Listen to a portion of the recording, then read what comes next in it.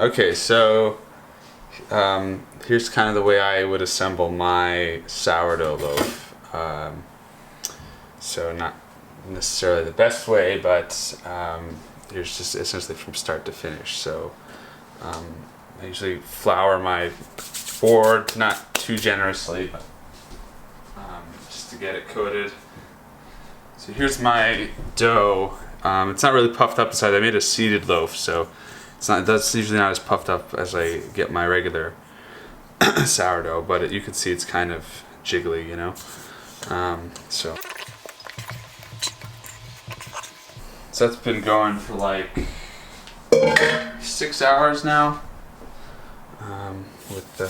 That's with stretching, folding it, and doing and just regular proofing, bulk proofing time. So a little flour on top, and then I use a trick where, to cut it in half, you make a little indent with flour, just roughly, but it doesn't have to be perfect. And yeah, I'm just gonna take my bench scraper and cut this in half. So yeah, I do a letter fold, which you'll see is something, and I don't let it rest because I've noticed it doesn't, at least I haven't noticed it doesn't any difference. So I'm just gonna assemble them now and throw them right into my proofing baskets. So yeah, this actually wasn't too even of a cut, but I don't really care. So yeah, so this is a little flour, actually a little excess flour off because I want it to stick. So I do a letter fold, which is like once over, and then you get the sides in, and then you fold it over on top. So I'll just show you what this looks like. So instead of like the crisscross, it doesn't really make a difference. It's really about the tension that you get afterwards. I'll show you actually the way I get tension is essentially by using friction. So, and if you have too much flour, the dough will tend to slide. So that's why you don't want to get too much flour on the board. So, yeah, letter fold is first. You go forward, you stretch out the sides, pull those in like that, and then you just roll it up like on itself like that. So essentially this creates sort of a bound top, and then from here, so there's a couple ways you can do this. So now all that dough is kind of contained, so you just use your hands and just kind of like slide it. Now there's actually a lot of flour down there now, so it's not really building up too much tension, but what I start to do is I just start to like mold it in on itself, and if you can use your hands, or you can just use a bench scraper like I like to do sometimes. This also works well because sometimes you'll have flour on your hands, but it tends to stick to the bench scraper more. You kind of want it to, you don't want it to stick too much, so you like tear the dough, but you also don't want it to be too loose because then you won't just get enough friction. It's about kind of, the part of the dough is like sliding on a surface, and essentially like the friction is dragging it. So dragging essentially part of the dough under. So if you push on it, it'll essentially make that, it'll just essentially tighten the dough, like it's like pulling on strings essentially. So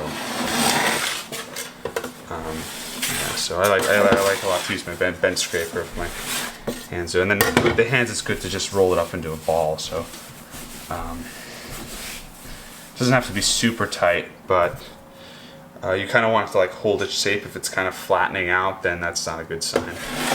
And yeah, I'm pretty happy with that. So I have a little bit of, this is my mixture of rice flour and all-purpose flour, 50-50. This actually does make a big difference. I used just regular all-purpose flour for my proofing baskets for a while, and it would just cake on because the all-purpose flour is just too like coarse, and rice flour is nice and fine. So you can, and having the balance too, because you also don't want to use all rice flour because then a similar effect happens. So you kind of a balance, I notice, actually works very well here. So yeah, this one I'm gonna actually do like this.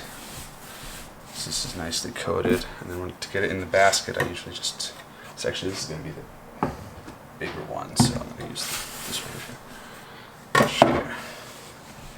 So you'll see this one isn't very kind of like stuck on top. There's still kind of holes here, so you can kind of poke them together, but the dough will kind of blend when it's proofing overnight, so this isn't too big of a deal. As long as you get that shape in and get it underneath, it's fine. And then dust it a little bit on top. So I'll show you how I do this other one. This other one actually I'm going to coat top with seeds. You'll see how it is in a sec. But that's the basic one. I'll show you how I do this one, but I won't be talking as much. So.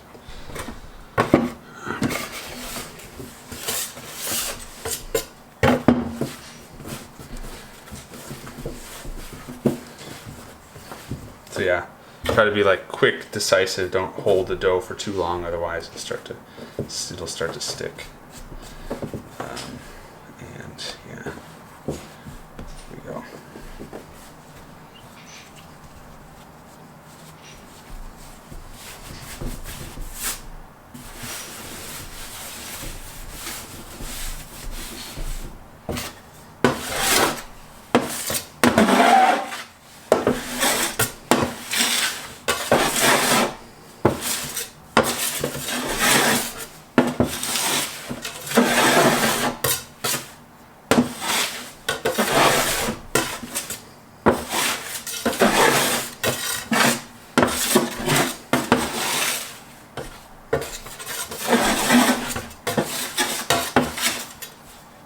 Yeah, bench scraper is really good for that.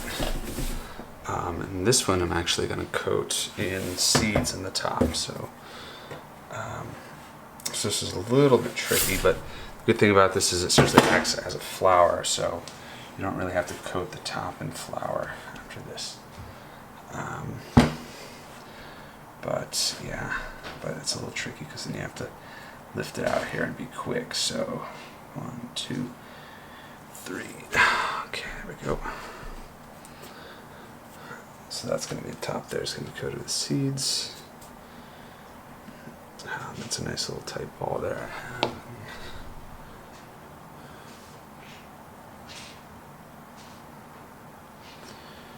Alright, so those go into plastic bags and into the fridge, and then I'll bake them tomorrow morning.